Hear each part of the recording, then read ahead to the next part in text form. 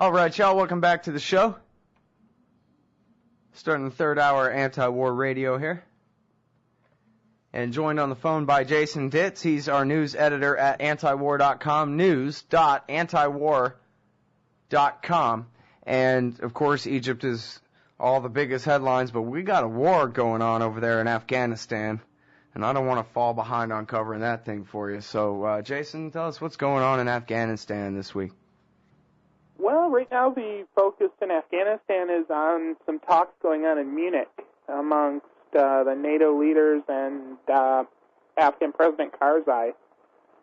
And the announcement yesterday from President Karzai, well, there were a couple of things.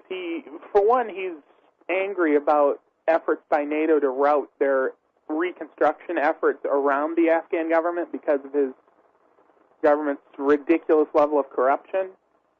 And also, he announced that there's going to be some sort of handover ceremony on March 21st.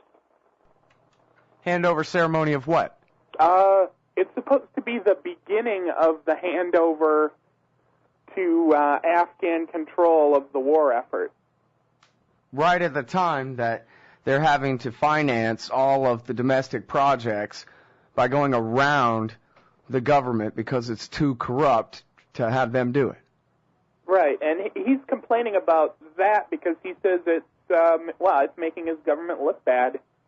And it is doing that, but it's hard to blame the NATO member nations for wanting to try this because they've been pumping billions upon billions of dollars into these projects in Afghanistan, and they either don't get completed or they get completed in a sort of half-assed way, or the money just goes missing and nothing ever happens. Well, is there an Afghan army to say, look, we created one and now we're turning it over to you guys and we're just supporting you or whatever, like in what the PR they're trying to push here? Well, there's certainly guys wearing uniforms in Afghanistan, but for the most part, they're not. I don't think they're what anyone would call a modern army. They're just people that were brought in off the streets for the promise of some poorly paid jobs and a few hot meals, and dress them up in uniforms and give them a couple days of training and send them out there with a gun. So, I mean, as we saw in Iraq, it's possible for the Americans to create an army, although obviously they had the fact that they were installing the majority in power anyway, and kind of ready-made armies in the form of the Badr Corps and that kind of thing. Is it really the case that the level of training up of the Afghan army is the same as, sounds like you're describing Iraq 2004 rather than 2008 or something, you know? Well, it's ridiculous, and I think a lot of the problem is that they keep raising the bar for how big they want this Afghan military to be. And they constantly have these metrics where in 18 months we're going to add another 100,000 troops, or however many troops they want to add, and they keep adding troops, and there's not really time to train them or, worry about if they're qualified for the job or anything like that. And they also have to deal with the fact that an awful lot of these recruits, because the pay is so horrible and the job is so dangerous. I mean, a lot of these people show up for their training and wait till they get their first paycheck, and then they just disappear. With their rifle. Right. Yeah.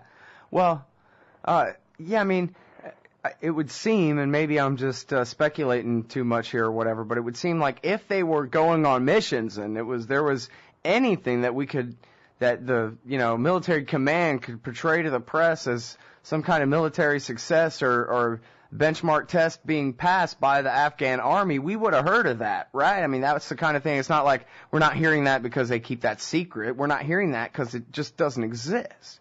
Right. They would want to trumpet that and talk and use it as an example of their success. But like in the recent DOD report or to the Congress or the Petraeus report to the president, they don't talk about any real successes that they're having other than maybe counting numbers of people uniformed, right? Right. The only discussion of any benchmark for them is just the sheer size of this military, which is going to create another problem in the future because really Afghanistan is such a poor country and made all the poorer by decades of war that they can't support this ridiculously unwieldy military. I mean, we're talking a military that, as they keep increasing their eventual goal, it's going to be a reasonably large chunk of the population, of the male population of the country. Well, it's, I guess we just keep rolling on the road to nowhere. You know, Robert Baer was on the show earlier, the former CIA officer, and he called Petraeus a liar. So Petraeus says we're winning, there's light at the end of the tunnel, you know, we're making progress, so it's hard work, but we're making progress, and that just ain't true. That he must know that this war cannot be won. You know, what you brought up at the beginning about the corruption of the Karzai administration as for just one example, the failure to create any kind of military force, and certainly one, as you point out, that would be sustainable beyond the time that America is occupying the place and financing the whole thing. You know, it's really over, and they just won't admit it. They'll just stay as long as they can, I guess, until all the money runs out, but they're, you know, it's like sprinting full out on a treadmill. You know, 100,000 troops over there doing nothing, getting killed, but accomplishing nothing.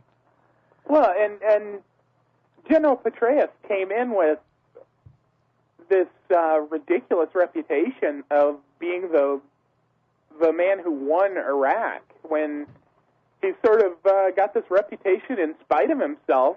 He just happened to be in charge at the time when the sectarian cleansing had calmed the violence down a little bit, and he got all the credit for it. So I'm not so sure that he's a liar so much as he might be believing the hype himself and thinking that, you know, maybe if he just keeps plugging forward, he's just going to somehow stumble into success in Afghanistan. Yeah, that's the only thing that ever worked for him in the past, yeah. Peace, meaning when all the people who used to live here are gone, and so we don't have to kill them and run them off anymore, because we already did. But of course, there's nothing like that sectarian split in Afghanistan, so there's nothing that's going to let him stumble into a success this time. Well, you know, just in the most basic sense, if you disregard the characters of Hamid Karzai and all that for a minute, but just identity-wise, he is a Pashtun in a government of the Northern Alliance of Tajiks and Uzbeks and Hazaras, basically. But it seems like if there was, you know, the will to try to do the right thing here, that maybe that could be the first step of some kind of, you know, real coalition state, whether stay loyal to America or not, you know, it doesn't matter to me. But, you know, I guess when America leaves, I'd hate to see the war continue on, you know, why not see if these guys could be put in a situation to shake hands and make up? Well, and that's sort of the thing is, Afghanistan doesn't really have a cohesive majority that's going to form some sort of stable nation. It's basically spent its last 40 or 50 years alternating between foreign occupation and being dominated by either corrupt local governments or corrupt and brutal religious local governments. I mean, there hasn't really been anything resembling a strong national government that's anywhere near reliable in Afghanistan, and I don't think there's any reason to believe that one's going to crop up, whether the U.S. puts billions of dollars in or not. Right. Well, at some point, though, as you say, we kind of have distorted the power and built up this army that's not sustainable without us. So whatever degree there's bloodshed after this, it's mostly on us, seems to me. Anyway, hold it right there. It's Jason Ditz. We'll be right back. All right, y'all. Welcome back to the show. It's Anti-War Radio. I'm Scott Horton, and I'm talking with Jason Ditz. He's the managing news editor at antiwar.com. News.antiwar.com. What's going on in Iraq? Well, what's going on in Iraq is sort of the same thing that's been going on all across the region. there's a high level of unemployment and increasing concern about a leader of the government that's taking more and more power for himself, and there are starting to be some pretty big protests. Well, be more specific about more power for himself. Well, right now, Nouri Al Maliki, the Prime Minister, is also Nouri Al Maliki, the Interior Minister, and Nouri Al Maliki, the Defense Minister, and the National Security Minister, and I believe he might have another title or two in there too. But basically, he's when he announced his new unity cabinet, he kept every single cabinet position that has any police or military forces or even some of the smaller law enforcement groups are all under his control. He literally controls, as the leader, every single non-foreign force in Iraq now. But that's unconstitutional according to the Constitution of the Islamic Republic of Iraq from 2005, right? Well, it certainly is. He's sort of skirting that by claiming that he's the interim defense minister and the interim interior minister and the interim all these other ministers, and that he's going to appoint somebody. But it's been a while now, and he certainly doesn't seem to be moving forward with it. Well, now, so tell me about the reaction to this now, too, because across the Middle East, there have been protests. What's the effect of the Egyptian virus, as John McCain called it, in Iraq? Well, there have been some protests, particularly in some of the poorer Shiite cities in the south. There have been some pretty good-sized protests demanding economic improvement, criticizing the government, and we've had police reacting, as they have in a lot of countries, just by opening fire on the protesters. Do you know if there are any reports about Iraqi reaction to the international reports? I guess it was Amnesty, it was Human Rights Watch, and I guess CBS News followed up on all this about Nouri Al Maliki and his secret prisons and torture and all that. Is that part of the narrative in Iraq about in the protests in the south, for example? That I'm not sure about. It seems like the protests are pretty non-specific to the extent they're reported in the media. They're more angry at the general situation, that they've got this not particularly elected government. I mean, Maliki's party came in second in last year's election, and he ended up dominating the situation even more than he had before, and that the economy is getting worse and worse. It seems like the specifics of torture, the specifics of his policies are sort of being drowned out by just the overwhelming annoyance at the situation and the hope that something similar to what happened in Egypt might happen in Iraq too. Yeah. Well, I was going to try to interview the people from Human Rights Watch about that report, but they were MIA in Egypt, abducted by the secret police there, and I saw a headline that a couple of people had been released, but I don't think they were the names I was looking for from HRW there. I hope those people are okay. Yeah, call the Egyptian military. They probably have them somewhere. Maybe you can interview them while they're in custody. So what's the most important aspect this morning, you think, about the situation in Egypt that we need to highlight here, Jason?